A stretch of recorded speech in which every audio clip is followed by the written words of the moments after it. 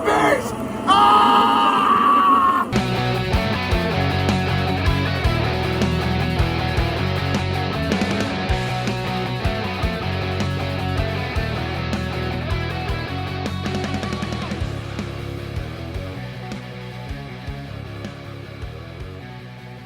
Hello and welcome to Not the Bees, the Nicolas Cage filmography podcast. I'm Elizabeth. And I'm Migs. And this week we watched 1983's Valley Girl. Oh my god. Like, totally starring Nicolas Cage. And we open on Julie and her friends at the mall shopping and talking about boys, because that's what you did in 1983. Her friends think she's so lucky to be with her boyfriend Tommy.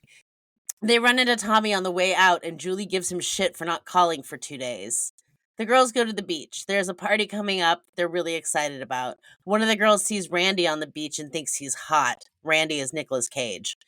A friend of his comes up and gives him the address to the party that he overheard while eavesdropping. The girls get ready for the party. Julie is excited about seeing a boy called Brad instead of her boyfriend. Tommy gets jealous and comes over. He tells her that she can come back anytime she wants, but Julie says it's not going to happen and walks off. This party is being hosted by her friend Susie's parents. Typical high school things happen. Kids are dancing and gossiping. Tommy runs into Julie's friend Lauren outside the bathroom, and she's hammered. He takes her into a bedroom and they start making out. Randy and his buddy Fred crash the party. Everyone is preppy except the two of them, who are decked out in red and black. Upstairs, Lauren tries to talk sense into Tommy, but he says him and Julie are broken up. He's always thought of her. Back at the party, Randy has caught sight of Julie. Fred goes after one of her friends, and Randy awkwardly introduces himself to Julie. Upstairs, Lauren asks Tommy if this means they'll be going together, and he says no, but he won't tell anyone about them making out if she doesn't. Then he leaves, like an asshole. Downstairs, Tommy sees Julie talking to Randy and starts a fight where all of his friends join in and they kick Randy and Fred out. Randy and Julie keep staring at each other through the window.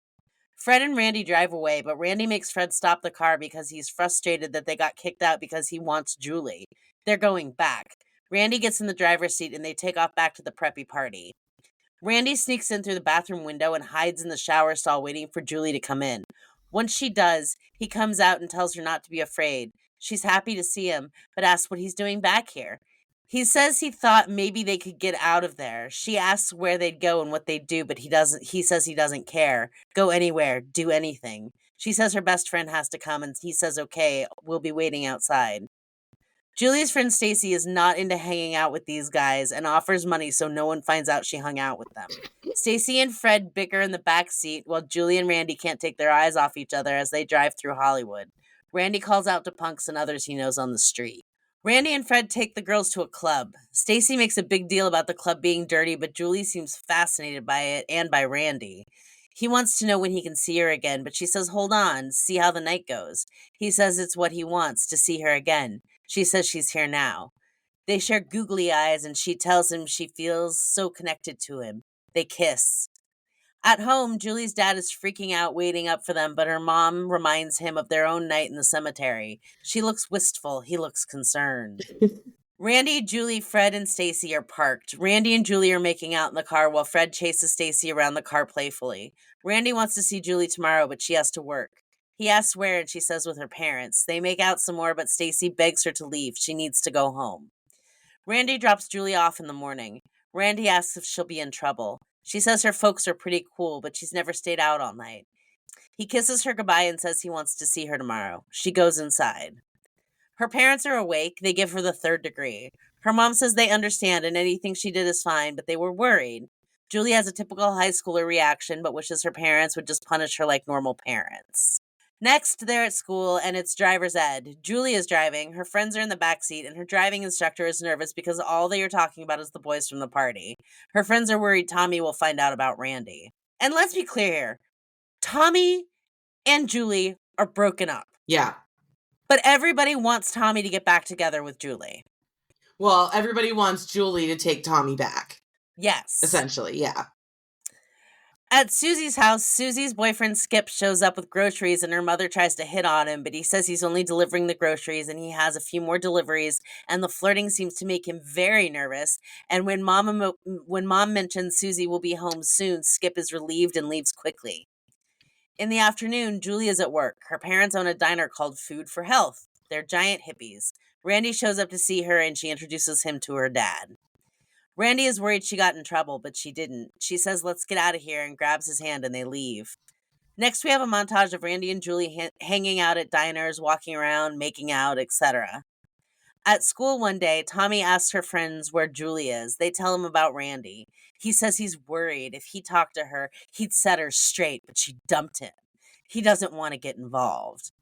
At Susie's house, the girls are all hanging out, eating snacks and listening to music and reading magazines. They tell Julie that Randy might like her to be thinner and to cut it with the snacks, and that Tommy definitely won't want her if she gains weight, but she says fuck Tommy. They all try to convince her to dump Randy because he's not normal like the people they hang out with. Julie doesn't seem to care. Skip calls. Susie tries to get him to come over, but he can't. He's adorably awkward.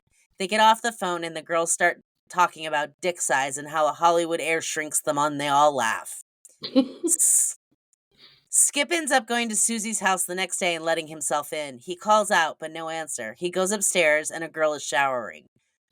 We cut to a diner where Julie is talking to Lauren about the Randy Tommy issue. Julie says she doesn't know what to do. Lauren doesn't either. Skip and Susie do it. She's the one who was showering. Her mother catches them. At Julie's house, she talks to her dad about Randy. All her friends want her to be with Tommy, but she wants to be with Randy. He's different. She doesn't want it to cause issues with her friends. Her dad shows her pictures from when he was a hippie. He says it doesn't matter what you wear or anything. You don't have to be what others think you should be. He tells her that she has to choose between Randy and Tommy on her own. Next at a diner, Julie says that it's not fair to choose between Randy and her friends.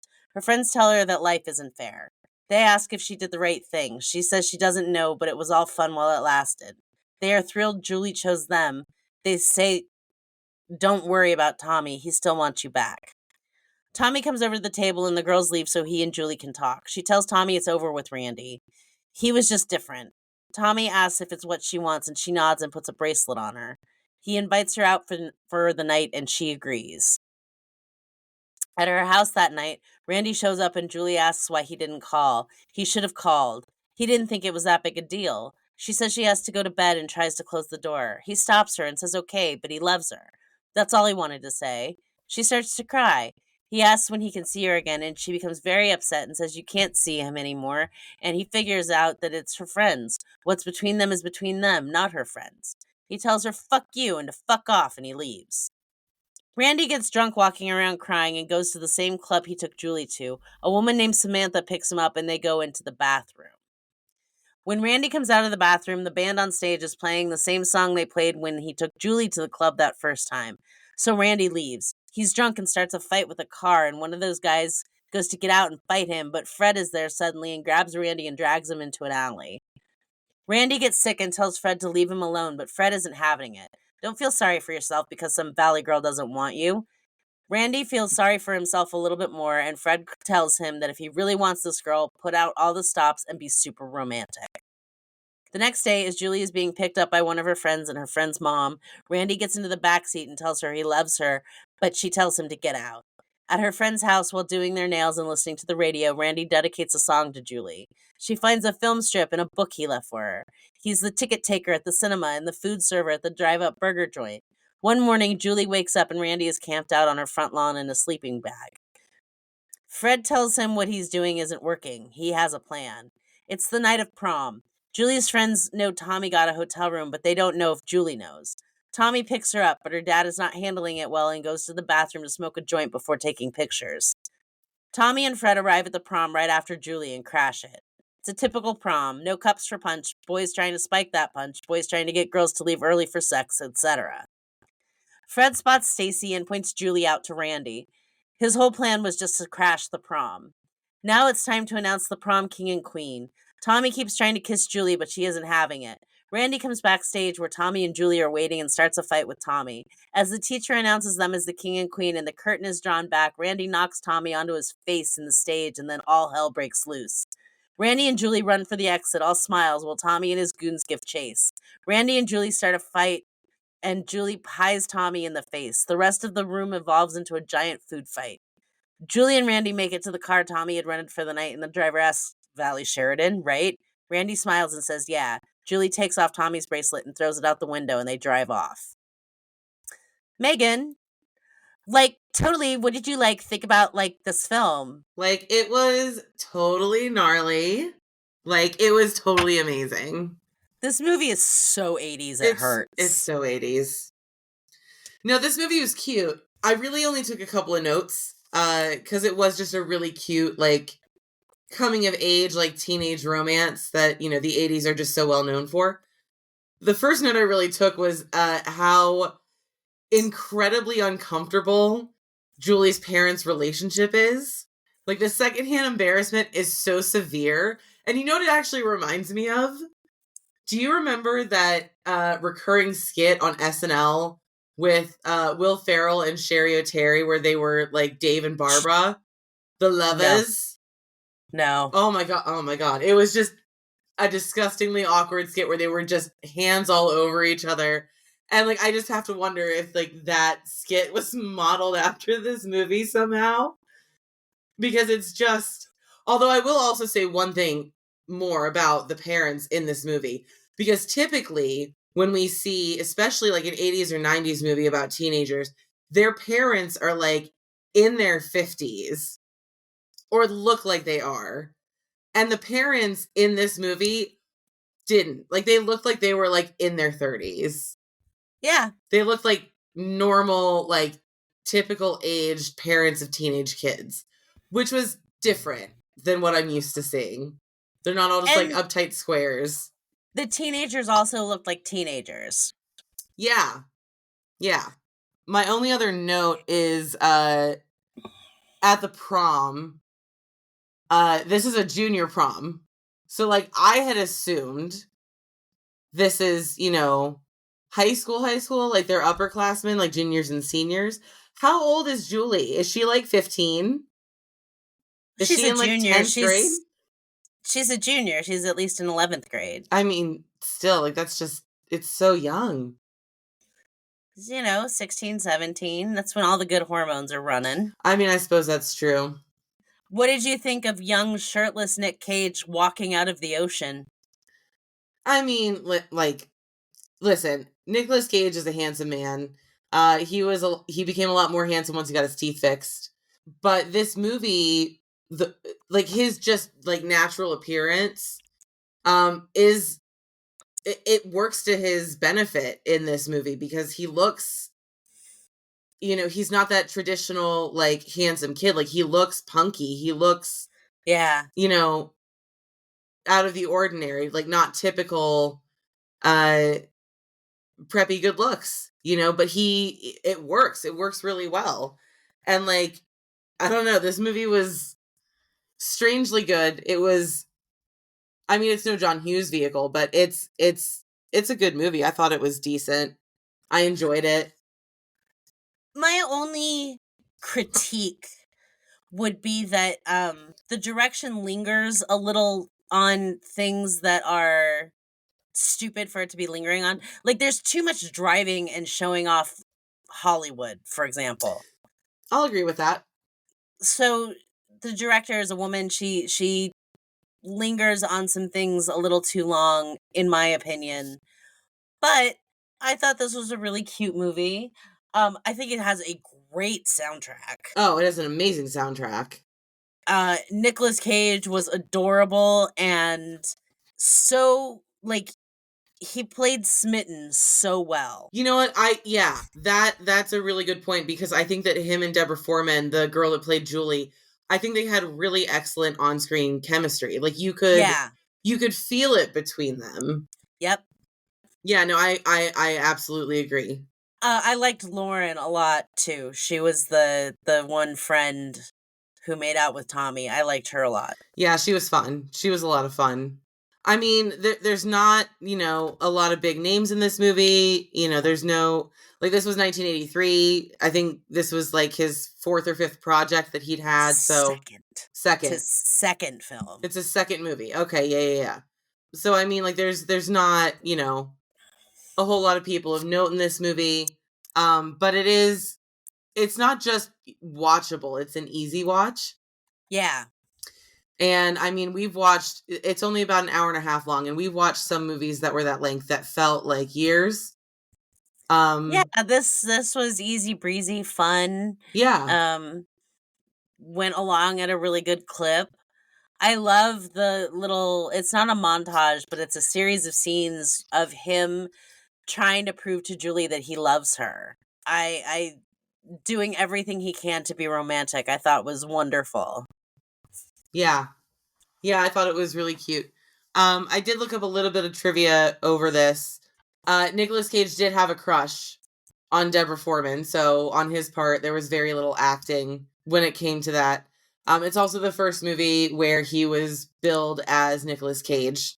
There was one other. The script for this was written in only 10 days, which is probably why there's like, some lingering areas that feel a little overdrawn because there's just a lot of like montage stuff. Like, we do have a lot of like pans of the city. Like, the movie starts out that way. With the opening credits, it's the middle of the afternoon, and there's very shaky helicopter footage of Hollywood and the Hollywood Right. sign and like the neighborhoods in the area. So there's just a lot of montagey scene. There's a lot of montage in this movie in general. Yes. Because we have a couple of different montages of driving around and them hanging out, montages of the things that he does to like try to win her back, stuff like that. But and this is in no way, shape, or form a detriment to the movie. But it is a very cute, lazy teenage romantic comedy. Well, not really a comedy, although there are some parts of it that are pretty funny. But yeah, it's a pretty good movie. What would you rate this movie? I would give this movie a B. I was thinking the same thing. What would we give the caginess of it? And I was wrong. This was his third movie. Oh, it was his third movie? Okay. Either way, still very young and pretty untested. I would honestly, I'd give him an A. I'd give him an A. Yeah. I'd give him an A too. I mean, the emotion is there, the chemistry with his co-star is there. His action is very believable. Being, a young person, late teens, early like I don't think he was in high school, so I think that he was probably he like was. 19. He goes to Hollywood High. Oh, that's right. So I mean, like, he played a very typical teenage person. Yeah. That has that, I know everything about the world sort of invincible mindset that we all have at that age. Like, I think that You cut out. Well, there you have it, folks. Another boffo entry from Nicolas Cage. If you totally want to follow along with us and stuff, we're on Instagram at Not the Bees Pod. We are on Patreon at Not the Bees, where you can kick us a few bucks and get early access and join our Discord channel. And that's about it for this week. I've been Elizabeth. Megan is having audio problems, but we'll see you next week.